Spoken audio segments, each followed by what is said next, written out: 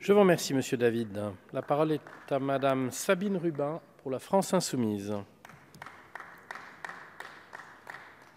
Vous avez la parole pour 10 minutes, Madame la députée.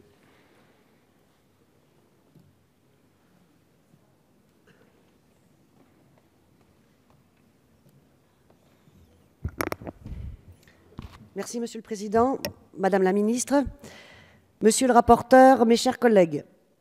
Ici, nous connaissons toutes et tous, le contexte européen qui a poussé nos collègues du groupe Mouvement démocrate et apparenté à inscrire cette proposition de loi dans le cadre de leur niche parlementaire. Une réforme de la directive de 2001 sur les droits d'auteur qui traîne en raison des positions divergentes des États baltes et du nord de l'Europe. Mais aujourd'hui, les choses semblent se décanter qu'une majorité d'États européens en faveur de cette directive, dont la France, semble se dessiner. Le Parti populaire européen majoritaire au Parlement européen a d'ailleurs tranché en interne pour une position pro-droit voisin. Les voyants semblent donc au vert pour que cette directive soit adoptée dans les prochains mois. La proposition de loi que nous étudions aujourd'hui sera donc, avec un peu d'avance, une transposition classique d'une directive européenne en droit français. Ce n'est pas la première fois que le Parlement a à se saisir de ce sujet.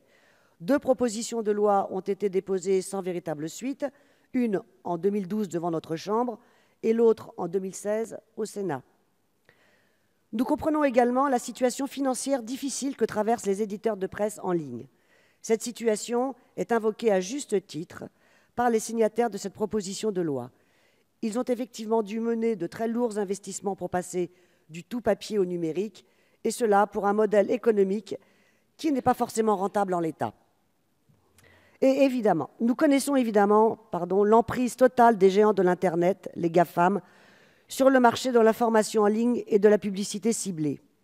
Et évidemment, nous combattons au quotidien la menace qu'ils font peser sur la liberté financière, l'indépendance et le pluralisme de la presse. Les GAFAM collectent nos données personnelles dès que nous naviguons en ligne. Celles-ci sont ensuite vendues aux annonceurs pour qu'ils puissent développer des publicités ciblées selon notre profil de consommation. Vous connaissez l'adage, si c'est gratuit, c'est que vous êtes le produit. Ce texte propose donc de mettre en place un droit voisin pour les éditeurs de presse en ligne, c'est-à-dire une sorte de droit d'auteur qui leur permettrait de donner leur autorisation pour la reproduction de leur contenu, mais aussi et surtout de le monnayer auprès des plateformes et des services en ligne. L'instauration d'une commission permettrait ainsi aux éditeurs et aux représentants des GAFAM de négocier entre eux les pourcentages des revenus des plateformes et ensuite de se les répartir collectivement sur le modèle de ce qui se fait pour la musique qui passe en radio.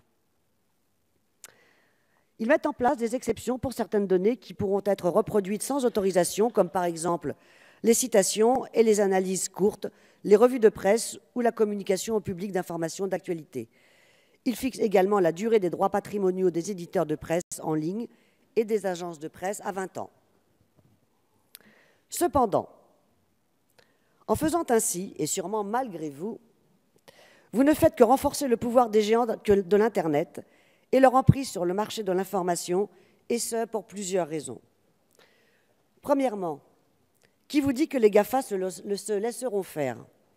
Il leur suffit de refuser la diffusion de l'information émanant d'un éditeur de presse qui souhaiterait faire payer son contenu.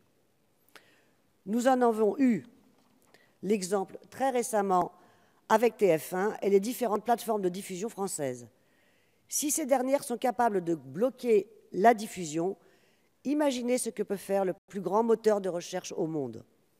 En se ruant sur cette manne financière, les éditeurs de presse risquent de voir leur diffusion réduite, donc mécaniquement de perdre de l'argent. Rappelons-nous l'exemple de l'Allemagne et de sa Lex Google en 2013, qui visait à mettre en place exactement le même système que celui que ce texte prévoit. Résultat, baisse de la fréquentation et perte de plusieurs millions d'euros pour les éditeurs de presse. Même loi en Espagne en 2014, même résultat. Il n'y a plus de Google News de l'autre côté des Pyrénées. Ensuite, qui pourra se permettre d'acheter les droits de diffusion de l'information, si ce n'est les GAFAM? Que pèse un acteur français ou européen émergent face à un mastodonte américain? Voilà une menace de plus pour la pluralité. Vous répliquerez qu'à plusieurs, les éditeurs de presse seront plus forts pour négocier, mais ils ne seront capables que de négocier le poids de leur chaîne, tout en légitimant la marchandisation de nos données personnelles.